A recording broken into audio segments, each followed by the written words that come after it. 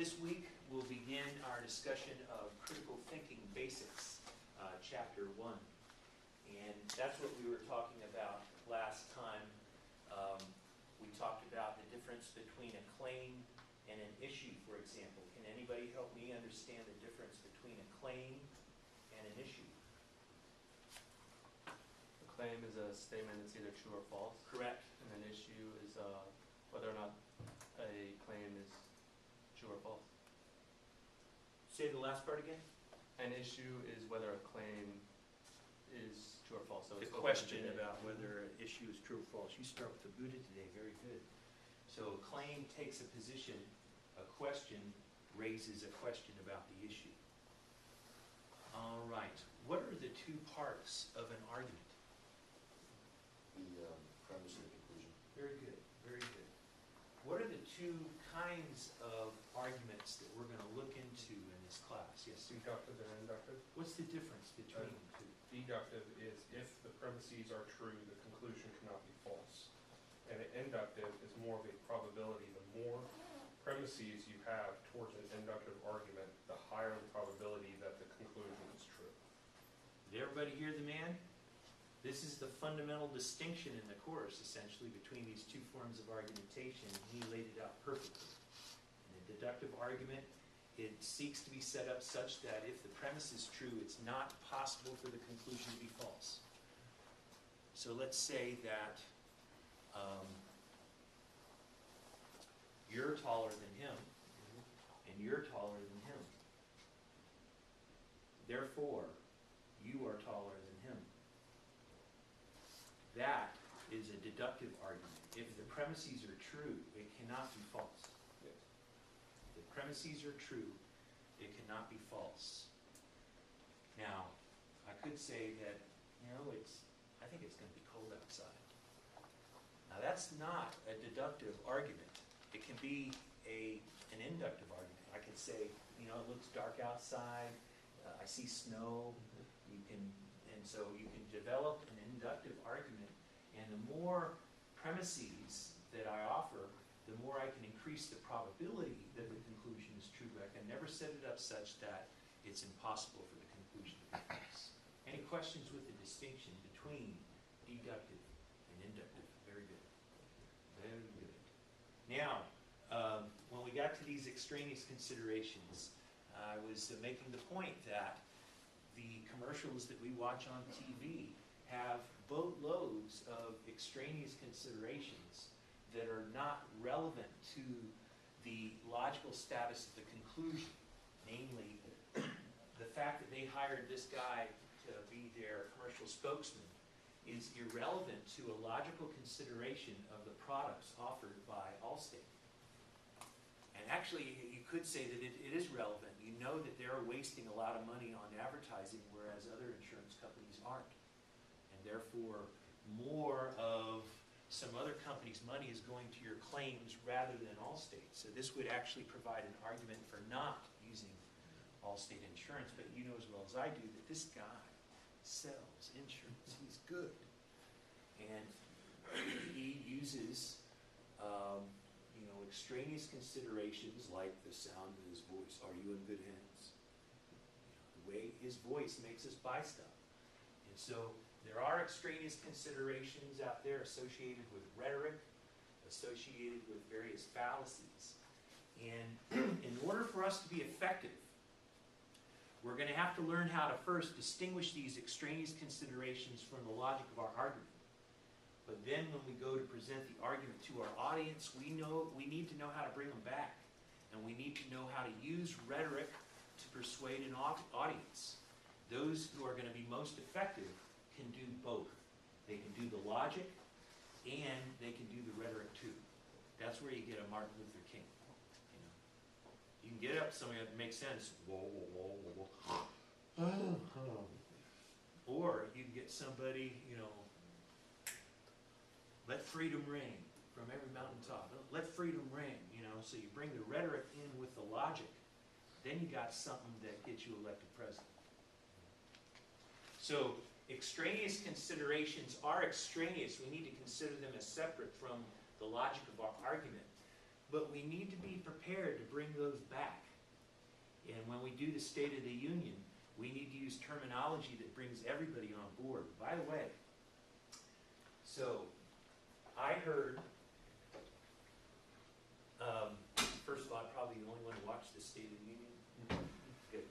So I heard that President Obama was talking to a historian to find a way to discuss the issue of income inequality without using the phrase.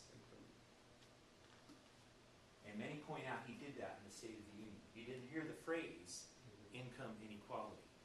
He knows that phrase is going to piss off a lot of rich people, and you don't want to piss off rich people. You know, they've got money. So you're going to find a way to discuss the issue without referring to that phrase. Now that's an extraneous consideration that is directly relevant. Directly. And that's why we call them death taxes instead of inheritance taxes now. Republicans made that change so they can get rid of those. You can't get rid of them if they're inheritance taxes, because that's what rich people have, and we don't like rich people. But if you call it death taxes, we can get away with it. We can get rid of them. So you rename things, and it is important. That, in a way, is an extraneous consideration, but he gave a whole talk without using that phrase, and it was nothing about that issue. Raising the minimum wage deals with the issue of income inequality, but you don't want to use that phrase. I found that interesting. You know, the guy's trying. You know, it's just the problem is if his name's on anything, it's going nowhere. And in fact, so that could be a strategy. I believe put Biden's name on it. It's his thing, you know. And remember a while ago, Biden was like the go-to guy. He would do the deal with the Senate, and Obama would get out of the way. But there's almost to a point now that I believe that the better part of valor for President Obama is to stand back and get his name off things, because people are pretty clear that they're not going to vote for him if his name is on it. In any case, this could be an extraneous consideration that's not extraneous. You know, you could say income inequality is a bad thing, and you're going to piss off half. You know, so you find a way to address that issue without using those terms. They're not listening to you, then therefore you cannot make an argument they will listen to you. That's a good You got to point. get them to listen to you first. Yeah, in fact, literally, some people were like walking out of the State of the Union when he referred to making executive orders with his pen. You know. Now you look at the chart of how many executive orders presidents have made, Obama's on the bottom. So if that pisses you off, you should have left when Bush got going. In any case, extraneous considerations are not always extraneous. Not always extraneous. We're going to consider them as being separate from the logic of our argument, and we need to know how to get those extraneous considerations out of the way. But when you want to take your argument and persuade your boss to give you a raise, you need to bring that rhetorical consideration into the lecture, into the discussion. You want to say it in a way that increases your ability to persuade people. Now, we should also be careful with these advertisements that are draped in extraneous considerations all over the place, and you can't find a logical argument anywhere. These people want your money. Don't let them get it. Don't you want this? No. Don't let them, get in there and take it from you. And these ads are getting better and better at getting you to think you need something to be happy. And that might be part of what makes us so unhappy, is the idea that we need things to be happy, and we don't have them. I need that thing, man. You got it, and I don't have it. I'm pissed off. Well, that makes an ad person happy. Oh, good, he wants my stuff.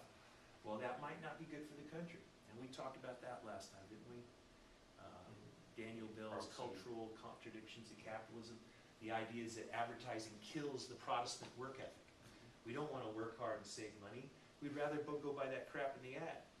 And as a result, we now don't have a hard-working workforce, and we don't have that investment capital that you would get when they saved their money in the Protestant work ethic. So watch out about advertising. So at this point in the chapter, they provide us a long list of the different kind of things we can be engaged in while we are using critical thinking. Critical thinking can be used to do a lot of different things. And in a way, this gives you an idea of the broad applicability of the information you learn in this class. It can help you do a lot of different things. You get a lot of information in this internet age. This class can help you pick through what information is relevant, pertinent, and what is not. And this might be a disease that we have. We're hooked in, you know. Who all's got the iPhone? Everybody? And you know, I know it's buzzing. You want to answer? I know. It's a rather private. And so there's all this information out there, and we are now, if we can't get to it, we feel like we're out of oxygen or something. And we get so much information. We need to think: is this really pertinent? Here, as I'm driving across the intersection, do I really need to answer this text? Do you? How pertinent is it for you to answer this text while you're driving the car through the intersection? How important is it to you? Have you heard some of these texts that were the last one before they die? Oh, that's a cute sweater. Sweat. Do you think that could wait? A cute sweater, maybe, after you get the hell out of your car? So the idea that the information I'm getting from this iPhone is more important than paying attention to the road. It's a real disease, Have you seen them? People driving?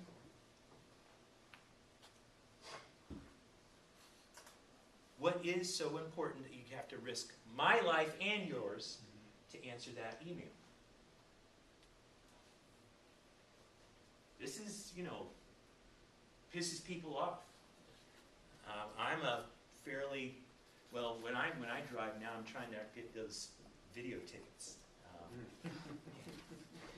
Got a file of these things, man.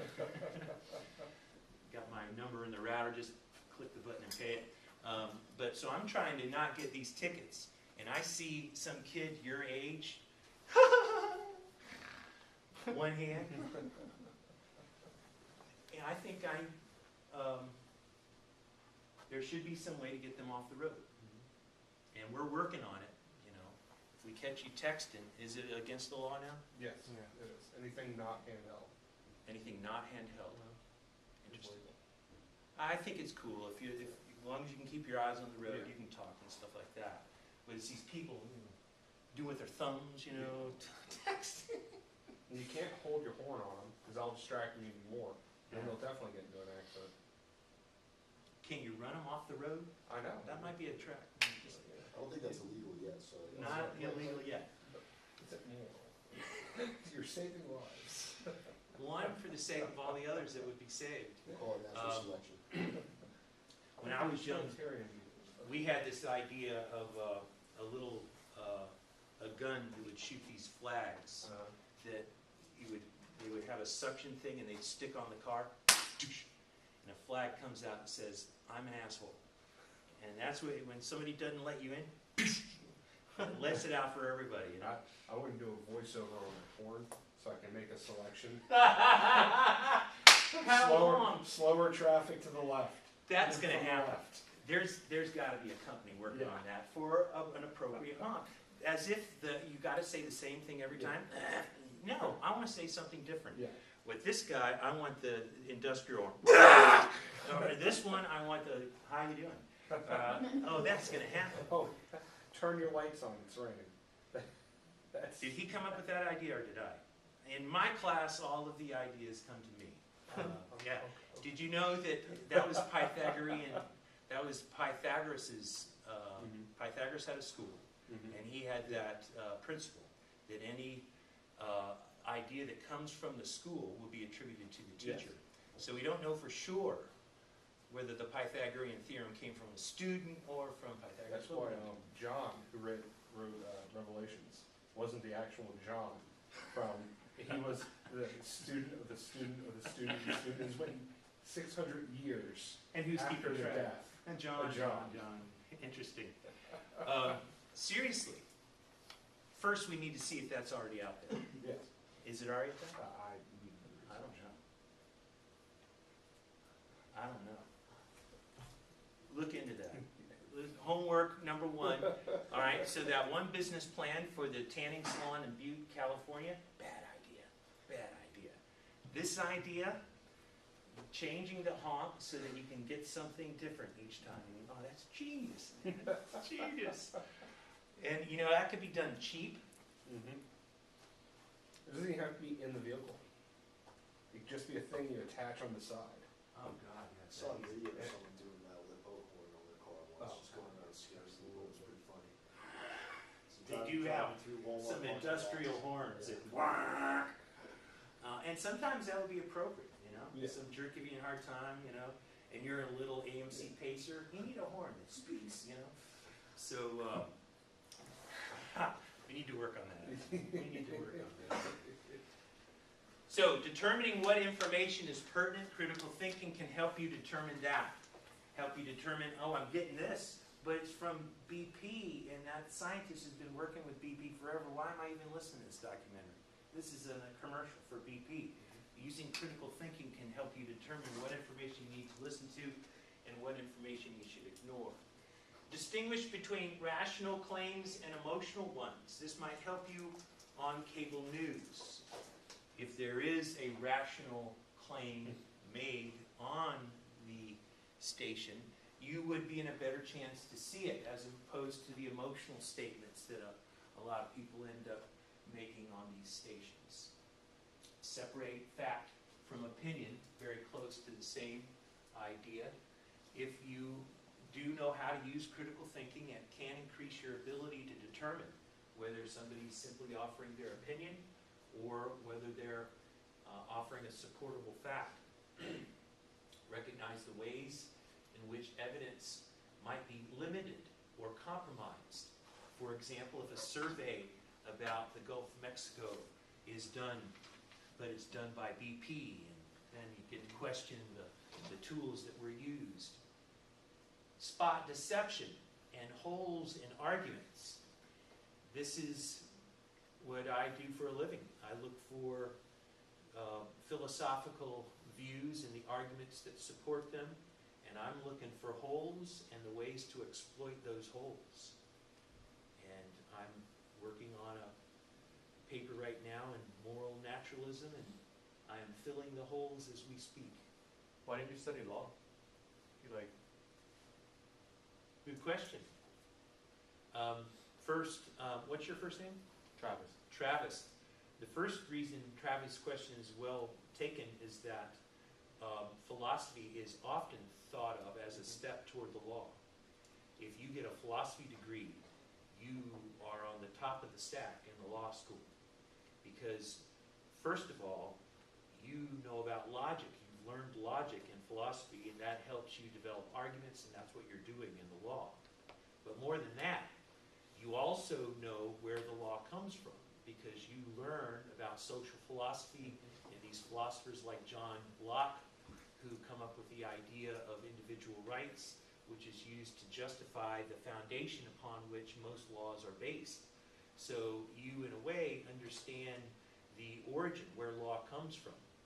And that's why, by the way, our president, President Obama, has a philosophical interest. And he's familiar with the works of many philosophers. He's a constitutional law scholar. So I haven't even come close to answering your question, but I have illustrated why it's a good question. When getting a philosophy degree is a great degree to get on the way to a law degree. I don't know if the real answer to your question would be nearly as interesting or useful. I simply fell in love with philosophy. And so I couldn't imagine, and also teaching. I really enjoyed that. And so at one point it just wasn't even a choice. Absolutely is something that I love to do, and I would think about, well, I actually did it while they didn't pay me in graduate school. Now, there are great lawyers out there. I talked about David Boies in here, and I do have an interest in law. I would have a hard time, like David Boies defended the guy at Enron who was responsible for all of the funky accounting, Yeah. Andy Fastow. I couldn't do that for a living, defending a guy I know that's guilty and helping him get away with it. You choose your cases. Correct. And it's environmentalism, so you could work in that. That's a industry. great argument. So if you work for the Environmental Defense Fund, you will never have to defend Andy Fastow. So there are ways to do it. But David Boies did it. I'm still perplexed. He's also defending Academy, which is the third run of Blackwater, after they changed their name twice. David Boies, Yes, currently right now. give him the Buddha. And That hurts. That hurts. I looked and I was confused too. That hurts. I was confused too. This guy argued Gore and Bush v. Gore. He argued And- for same-sex marriage. But the guy who argued for Bush and Bush v. Gore, him and both of them got together in Correct. Prop 8 in California. Ted Olson, I think is his name. Yeah. So there's, That's a good thing. yes. But I don't think even Ted Olson would defend this guy. Well, it's So a different Blackwater- group, it's a different group though. I mean, but it's the same company. That's the answer to the question, though. Yeah. But not a complete answer, because I could still be a lawyer and work with the Environmental Defense Fund and choose only cases that are supportive of my agenda. It's easier to do that as a philosopher, I'll tell you, because I'm always working on what I feel is important. Of course, nobody listens to me, but that's an interesting question. Are you thinking about maybe the law? More business side, but you need to know some things about the law. You absolutely do. You're going out on your own. You absolutely do. And I will tell you this, business is a fascinating profession. People starting businesses, different businesses, and particularly some of the different ideas associated with starting businesses that are popular today, businesses that are focused on environmental issues, businesses that from their outset intend to be sustainable. That is a fascinating area of business. And I'm actually thinking of starting a kind of business through this one grant that I'm working on. And I do feel that business is how you actually change the world, by starting businesses. Talking talk is one thing, but starting a whole new way of life for a group of people and how to produce this product, there's a beauty to that. And understanding the entrepreneurial spirit that goes behind the creation of these businesses, that's a beautiful thing. By the way, along that very line, there's a great documentary out there on Netflix. Have you seen it, called Silicon Valley? Silicon Valley. It's a documentary about the creation of these companies that invented first the integrated circuit and then later the microchip. And wonderful, wonderful illustration of the use of critical thinking to come up with a whole new way of life and a whole new business that really does change the world. So there's this guy, Robert Noyce, comes with a bunch of guys that they were just out of school, and they had worked with this one Nobel Prize winner on some electrical engineering stuff, and this Nobel Prize winner turns out to be an obnoxious jerk. So they all leave and they start their own company, and they work with this one group called Fairchild Instruments, and they start Fairchild Electronics, and they start it in the Silicon Valley. And they are on the cutting edge. They begin to experiment with these circuits that take electrical charges and enable you to do complex things with them. And they had just created the transistor, and that created transistor radios. And and they're on the way to this integrated circuit. And one guy they have working with them comes up with this new approach, the plein air technique. Rather than having these things in fancy wires come across and you have to weld them in there, they put silicon and flat, just like that, and it makes connections right onto the silicon. You don't have to wire nothing. It's all flat, and they create these integrated circuits right on this flat silicon surface. And not only is it much more efficient, but it's dramatically more resilient. They don't break when you tap them.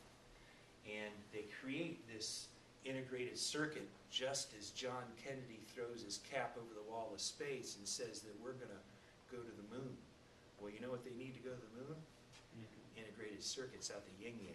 So this company has a huge business now. And Robert Noyce has this approach where he got away from the East Coast because there, if you're at this level, you have a certain ashtray and it's all listed. He says, hey, if you want to talk to that person in order to get something done, go to it, all right? If you need to talk to me, this is my number. We are on the cutting edge, all right? We're burning the bridge behind us. We're starting a new company, and we need new ideas, and don't let bureaucracy get in the way. And so they have this innovative spirit, and they create this integrated circuit, and the U.S. government buys buku of them. Well, after the 60s, that same company begins to die. Well, actually what happens is they have such a powerful technology that they start spawning other companies, and they're called Fairchild Electronics creates Silicon Valley. The guys that start Fairchild Electronics, Robert Noyce, and it's something more. They start Intel in '68, and they create the microchip, and that goes into everything, you know. And so they become Intel. Intel is one of the most amazing companies. You know, the microchip wasn't there. They create this new thing, and that becomes the cornerstone of all of the products, from the iPhone, the computer, you know, everything. So here, you got guys with the courage to take their career and put it into a company that's going to invent a new product that we don't even know yet. You know, you're talking about companies built on innovation. And that's where Apple comes from. You know, Apple comes from that kind of silicon spirit where I think we can do this better, and it's going to lead to a business, and I don't even know where it's going to end. That documentary on Silicon Valley will fire you up about starting a business and the potential of engaging in that kind of practice. You know, you can really change the world. Funny thing, Robert Noyce didn't use a computer. He'd write using a pencil. Yet he was behind the creation of the microchip. And it's really a beautiful thing. In the 50s, they had these computers that were as big as rooms. You know. And at the end of the 60s, they put that on a chip that can fit on the end of your finger. Amazing. So that's what companies do. You start a business that changes the world for everybody as well as your employees. So that's a beautiful, beautiful thing. Very philosophical, and also requires the law too. In a way, to be a businessman, you have to be a Renaissance man. Absolutely. I'm getting psyched up. What kind of business are you going to start? You haven't figured out yet? I like technology a lot, but that requires a lot of That's a good engineering. thing. All of the businesses in the future are going to be using technology in one way or another. Yeah. Well, we'll have to continue talking about it. Starting a business is a beautiful, beautiful thing. So critical thinking can help us present our own analysis of the data to the people who are going to fund our business. You need somebody who's going to make this argument to the banks who can sell, who can put logic together with rhetoric and hit you a massive home run. You want somebody who lays the best stuff first. Don't begin with the put them to sleep. So you need somebody in your business who can make this argument. You know, you need somebody who can make this argument. In fact, Robert Noyce, the reason that all of those, there was like 7 physicists, chemists with PhDs, and they picked Robert Noyce. And he had a deep voice, he was a handsome guy, and he was a very, he walked in the room and you looked at him, you know, he carried the room. And, you know, there's a kind of extraneous considerations in that, you know, and they're relevant. They are relevant.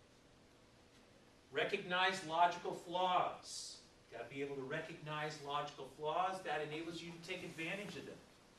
If you're a lawyer, you recognize a logical flaw in the argument being offered by your opponent. That gives you something that you can use. That gives you something that you can use.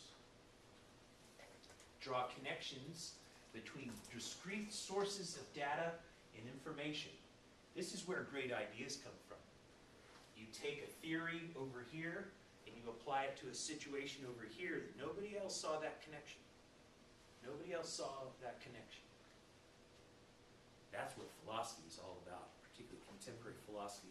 You're working with these different sciences and you see some scientific theory over here, punctuated equilibria. How does that apply over here? Discrete connections, nobody else sees it, but you can. Like the golden rule by Plato. Yes. So the golden rule, how might that apply over here, wherever here is? You take that golden rule and apply it to a new situation. You know, that's how great ideas come from. That's where great works of art come from. Fertile fertilization of different ideas, and you come up with this new thing. Great artists are always stealing from others. Identify contradictory, inadequate, or ambiguous information. I'm looking over this whole paper that I've written now, and I'm looking for any of this. If I see anything that contradicts something I said earlier, it's out. If I see anything that is ambiguous, given the context that I've established, out. And it's amazing. You know, I think I've got it perfect, and then I'll take a weekend and I'll read all through it and I find 7 things. And that's a great thing, because you're improving it each time. But it's also disappointing because I think I've got it now, but I'm going to find 7 things. Definitely find 7 things. Critical thinking can help you construct cogent arguments rooted in data rather than opinion. This is why you want an attorney who knows how to think critically. You want an attorney who can develop an argument rooted in data, based in the law, that'll enable you to win. That'll enable you to win. Select the strongest set of supporting data. This is similar to one made earlier, but when you're making that argument to the banks, the money men, you know, you need to select the strongest sales figures first. Don't begin with your weak stuff. You do that, you're fired. Gotta get them right out of the gate. What's that one? Is it Shark Tank? I never seen it before, but apparently you got to make an argument to the sharks. And They're always going to try to buy and get the better advantage over you, though. So often, if they're fishing to get what you have, walk away. because they're going to try to cheat, Oh, get exactly. cheat. And Mark Cuban is one of the sharks, the Dallas Mavericks owner, shameless self-promoter. Select the strongest set of data. Avoid overstated conclusions. This is all politicians do, overstate their conclusions. You need to avoid overstating conclusions. Identify holes in the evidence. I know that was before. Spot deception and holes in the argument. Holes in the evidence. Recognize that a problem may have no clear solution. This is an important thing to keep in mind. There might not be, perfect right answer. It still might be useful to think of how we can come up with a better solution. And propose other options and evaluate them. And this is just, a short list. There are others. So critical thinking is really at the core. It helps you deal with all aspects of your life. Your own health care, your own business practices. Can critical thinking help you in a marriage? I don't think so. Never employ it in a marriage, but in other aspects of your life, I think. Counterproductive in marriage. Yeah. I lived with a philosopher for a long time, and there was nothing rational about our relationship whatsoever. It's beginning to snow now. Does anybody have a long way home? You do? Be careful out there. Be careful out there.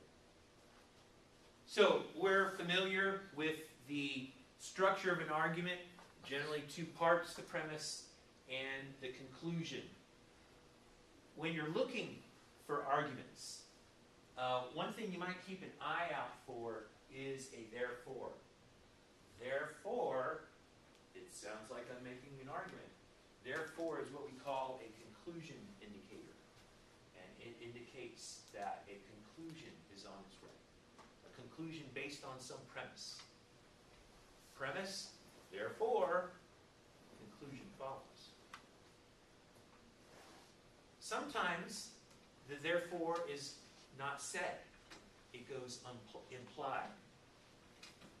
And I think I have So here's an argument that you might hear on a Super Bowl Sunday. Miller beer tastes great. We should get some. The therefore is implied. Yes, this is an argument, rudimentary as it may be, but Miller beer tastes great. That would be a premise. Therefore, conclusion, we should get some. No one really ever says therefore in a Particularly scenario. with respect to beer. Miller beer tastes great. Therefore, I shall think we should get some. Catch myself saying ergo in normal conversation. I gotta stop myself. That'll get you in trouble. And usually by the time that you're going to get more beer, you're not in the ergo phase. No. So, yeah, the therefores often skipped. The premise. The premise can also be implied. The premise can, we should get some beer. It's implied that it tastes good. Let's get some.